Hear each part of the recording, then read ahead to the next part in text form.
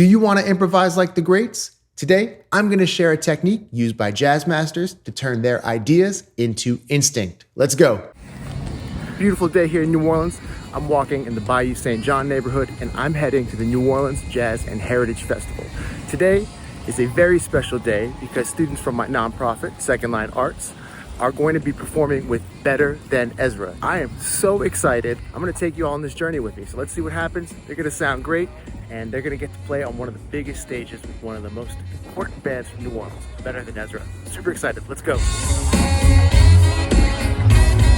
we going to hand it off?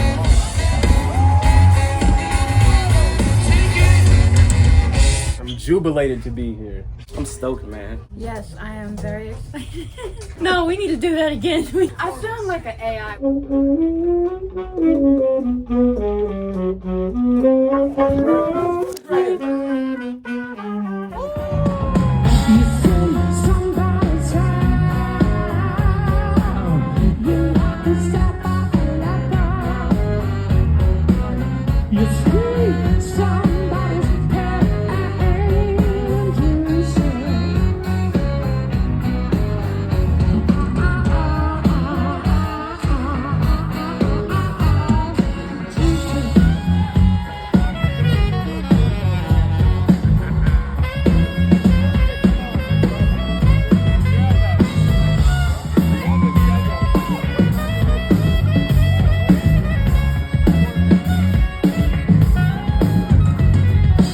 What's going on, y'all? My name is Gregory Agid, and today I wanted to share a technique used by some of the greatest jazz musicians to ever play this music. Maybe you're familiar with the term etude. Etude simply means study in French.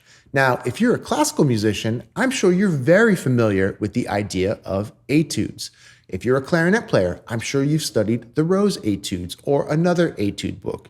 And etudes are simply musical studies to help us improve a technique. I'm going to talk about how we can use etudes to incorporate vocabulary into our playing and eventually be able to instinctively compose in the moment. First of all, let's all get on the same page as to what improvisation is. Y'all, improvisation is not the act of just making things up. Improvisation is the act of spontaneous composition. We are composing in the moment. It's the same process that Beethoven or Mozart goes through, except as an improviser, we don't have the luxury of making edits. What we play is what it is. I can't tell you how many times I've heard people say, "Oh, you're improvising, you're just making things up." Y'all, we're not just making things up.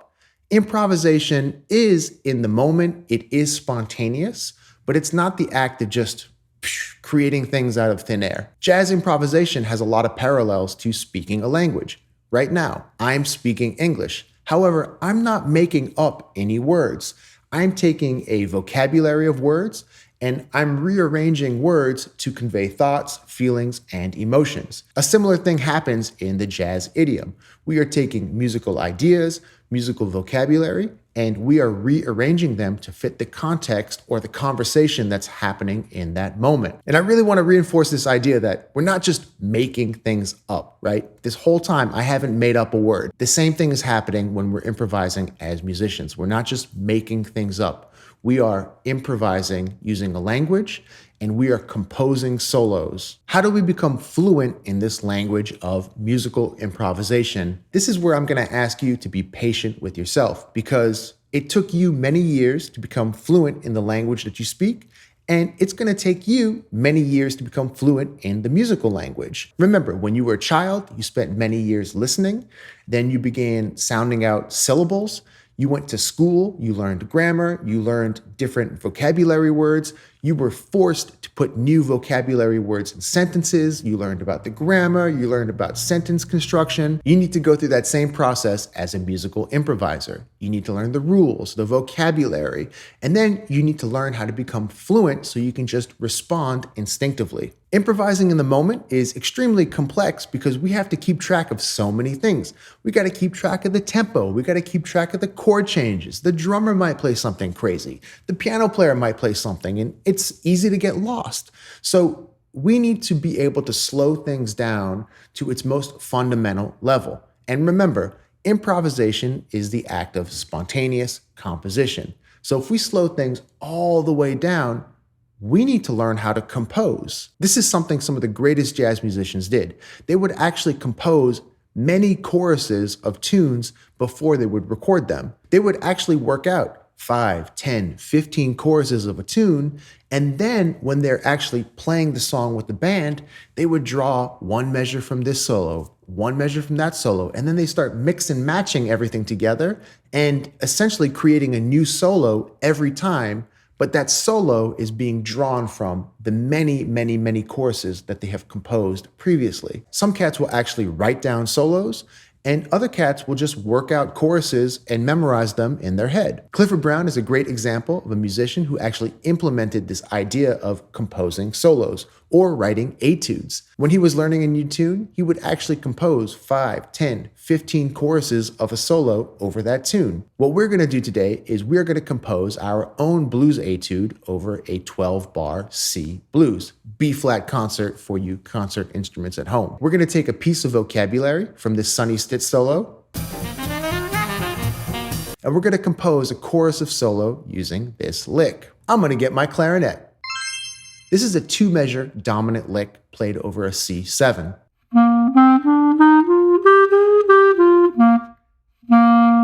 Let's play a C blues that only uses dominant chords. The first measure is C7, then we'll go to the 4 chord F7, C7, C7, F7, F7, C7, C7, G7, G7, C7, C7. That's our 12-bar blues. The first thing we should do is analyze the phrase. The phrase is played on a C7 and it starts on the root.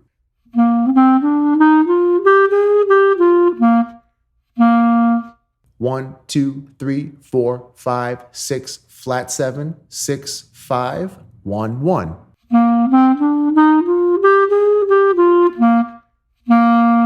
The first thing we should do is transpose the phrase to fit all the chords of a C blues.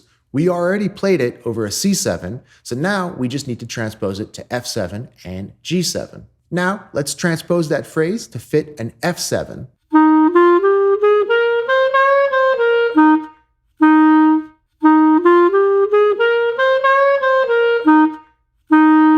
Now, let's transpose that phrase to fit a G7.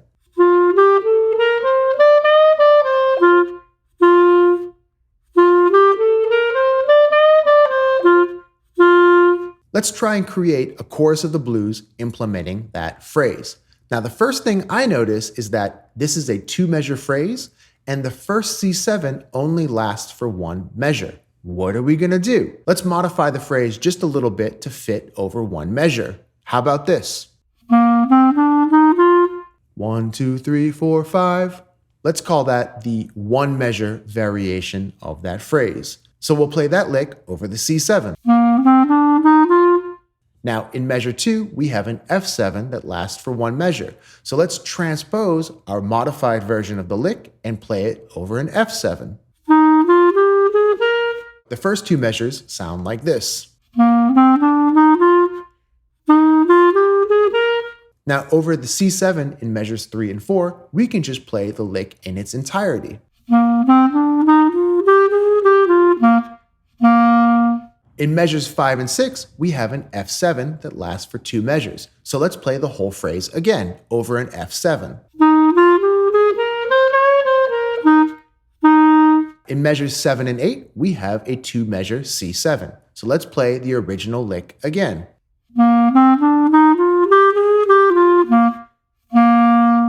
In measures 9 and 10, we have a G7. So let's play that lick over the G7. And finally, for measures 11 and 12, we're going to go back to a C7. Let's play the entire chorus of the blues. A 1, a 2,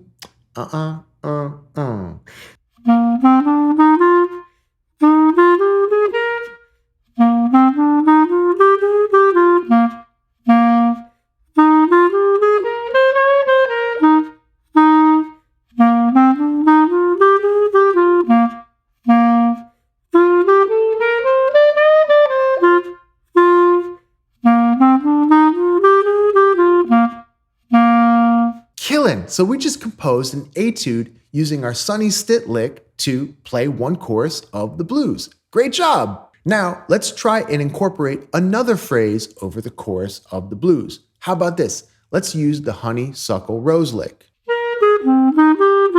Now, I'm going to compose one chorus of the blues using the honeysuckle rose lick. And I hope that you can hear how I'm transposing the lick to fit the chord changes of the blues. Check this out.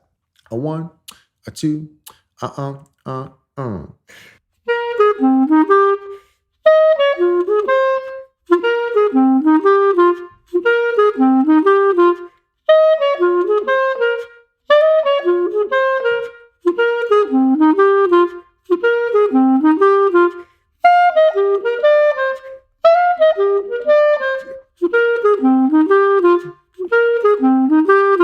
What we're doing is we're taking a piece of vocabulary and we're composing a solo that utilizes that vocabulary in hopes of days, weeks, or months from now, we will have internalized that sound and be able to just instinctively play it at some point. Be patient with yourself because this is going to take time. It doesn't happen overnight. I might practice something and years later, it just kind of magically comes out of my playing. And it does take a long time to incorporate these ideas in a fluid manner. Y'all, there is no limit to the complexity of this process. You can change keys, you can learn more challenging tunes, you can play incredibly difficult vocabulary, but this is the process broken down to its most fundamental level. Ultimately, improvisation is this process happening spontaneously in the moment. This process is like learning a new language. And let's say you're learning a new language and you can only say, "My name is Gregory." Well, it's going to be incredibly frustrating when you're trying to have a conversation with a fluent native speaker and they're asking you your thoughts on literature or something like that, the political landscape or philosophy. And all you can say in response is, "My name is Gregory." But it starts with just learning one phrase. And then eventually you say, "My name is Gregory. I am, 38 years old. I play the clarinet.